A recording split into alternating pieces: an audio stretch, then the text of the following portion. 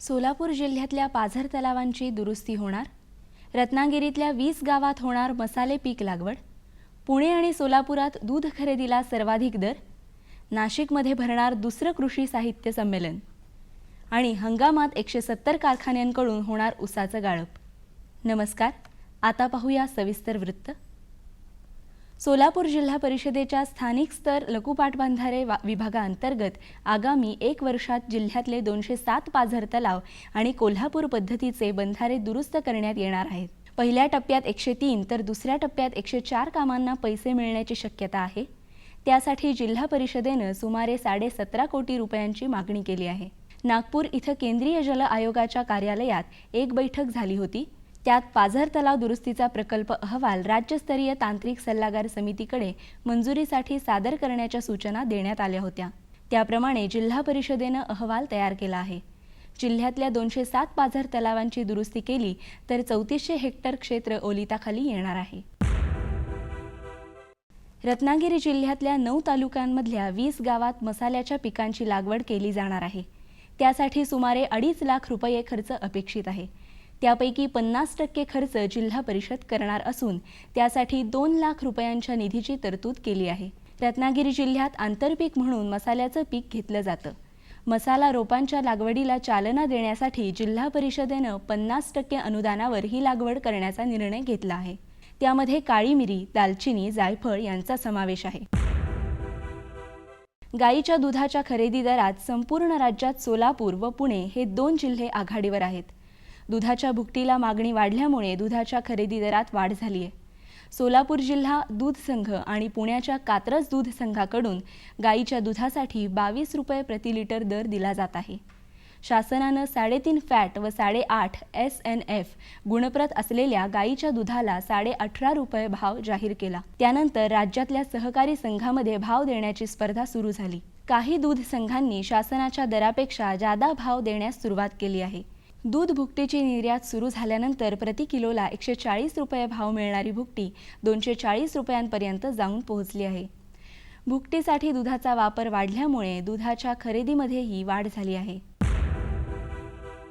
दुसरं अखिल भारतीय कृषी साहित्य संमेलन पुढील वर्षी 24 ते 26 जानेवारी या काळात नाशिकमध्ये आयोजित करण्यात येणार आहे। पद्मश्री विखे पाटील प्रतिष्ठान संचलित कृषी विकास परिषद, श्री स्वामी समर्थ कृषी विकास आणि संशोधन चॅरिटेबल ट्रस्ट तसंच कृषी आणि पणन विभागाच्या सहकार्याने ते आयोजित करण्यात येणार आहे। राज्याचे कृषी आणि पणन मंत्री राधाकृष्ण विखे पाटील हे या संमेलनाचे स्वागताध्यक्ष असतील। राष्ट्रीय तसंच आंतरराष्ट्रीय स्तरावरचे कृषी शास्त्रज्ञ, साहित्यिक तसंच शेतकरी या कृषी साहित्य संमेलनात सहभागी व्हावेत या उद्देशाने या संमेलनाचं नियोजन करण्यात येत आहे।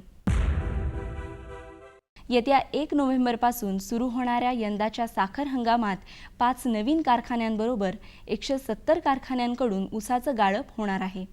आत्तापर्यंत 45 साखर कारखान्यांना परवाने देण्यात आले आहेत। यंदा राज्यात सुमारे 9.5 लाख हेक्टर क्षेत्रावर उसाची लागवड झाली आहे। सर्व कारखान्यांमध्ये मिळून 650 ते 700 लाख मेट्रिक टन उसाच्या गाळपातून 73 लाख टन एकूण साखरेचे उत्पादन अपेक्षित आहे। गेल्या वर्षीच्या पाणी टंचाईमुळे मराठवाड्यातलं साखर उत्पादन अल्प प्रमाणात घटण्याची शक्यता आहे। आर्थिक समस्या आणि ऊस उपलब्ध नसल्याने राज्यातले 6 ते 7 कारखाने बंद राहण्याची शक्यता आहे। त्यामध्ये नाशिक आणि सोलापूर जिल्ह्यातल्या काही कारखान्यांचा समावेश आहे। द्राक्षाच्या माल काढीमधून घड बाहेर येण्यासाठी ऑक्टोबर छाटणी करणे आवश्यक असते। ऑक्टोबर छाटणीनंतर 250 किलो स्फुरद प्रति हेक्टर द्यावे व छाटणीनंतर 15 दिवसांनी 135 किलो प्रति हेक्टरी नत्र द्यावे। 30 ते 45 दिवसांनी 130 किलो नत्र, 70 किलो पालाश प्रति हेक्टरी द्यावे। तसेच केवडा या रोगाच्या प्रादुर्भावास हवामान अनुकूल असल्याने याच्या नियंत्रणासाठी मेटॅलॅक्झिल मेन्कोझेब 2% किंवा सायमोक्झॅनिल मेन्कोझेब 2% या बुरशीनाशकाच्या 5 फवारण्या छाटणीनंतर 12 दिवसांच्या अंतराने कराव्यात.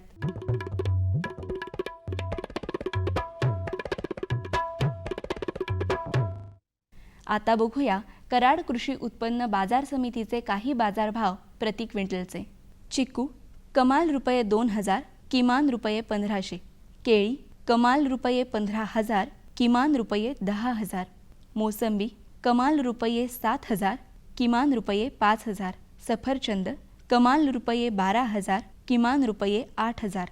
टोमॅटो कमाल रुपये 1700, किमान रुपये 1200.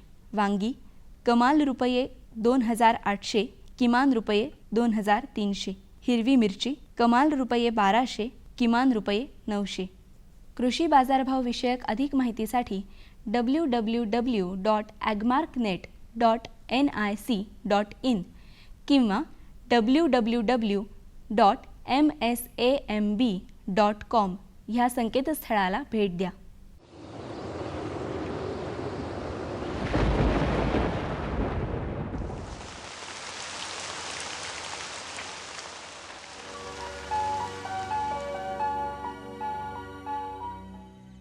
कोकणात तुरळक ठिकाणी मेघगर्जनेसह पाऊस पडण्याची शक्यता असून राज्यात इतरत्र हवामान मुख्यतः कोरडे राहील.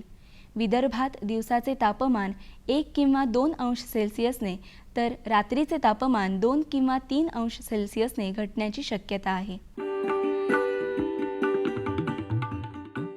राज्यातील काही प्रमुख शहरांचे तापमान अंश सेल्सिअसमध्ये पुढील प्रमाणे. मुंबई कमाल 34 अंश सेल्सिअस, किमान 24 अंश सेल्सिअस. पुणे कमाल 33, किमान 17. नागपूर कमाल 33, किमान 18. नाशिक कमाल 34, किमान 17. औरंगाबाद कमाल 32, किमान 19. कोल्हापूर कमाल 34, किमान 18.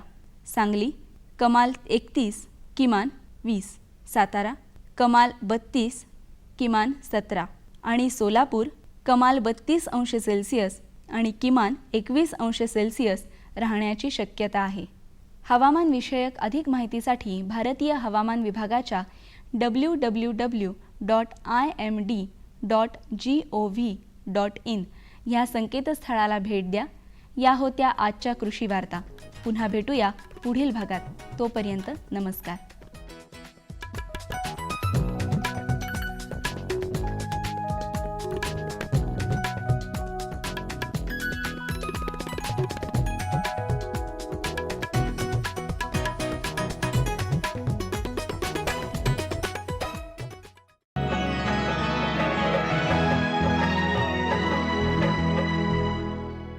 हे घे, आणखी सांग.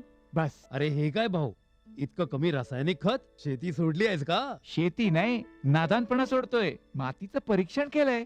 आता तर भाऊ जितकं आवश्यक आहे तितकंच खत शेतात टाकू. हा, शेतकऱ्यांनो, आजच आपल्या जिल्ह्याजवळच्या भूमी परीक्षण प्रयोगशाळेत मातीचं परीक्षण अवश्य करवा आणि मातीची पोषक तत्व, आर्द्रता व रोपांचा विकास बघता केवळ आवश्यकतेनुसारच पोषक तत्व घाला. आणि हो, मातीतलं गंधक, जस्त, बोरॉन सारख्या पोषक तत्वांविषयीही जाणून घ्या. खत आणि जैविक खताच्या योग्य उपयोगानं भूमीचा सकसपणा टिकवून ठेवा, उत्पादकता वाढवा, खर्च कमी करा आणि बहुमोल परकी चलन वाचवण्यातही सहकार्य करा.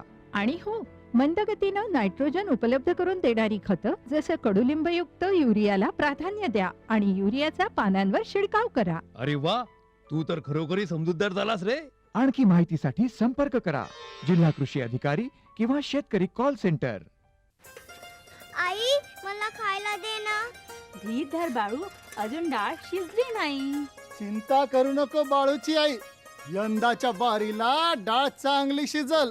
म्हणजे व NFSM द्वारे डाळीचं उत्पादन वाढवण्याची पद्धत करण्यासाठी 1000 भागांची निवड करण्यात आली आणि त्यामध्ये आपल्या भागाचा बी समावेश आहे.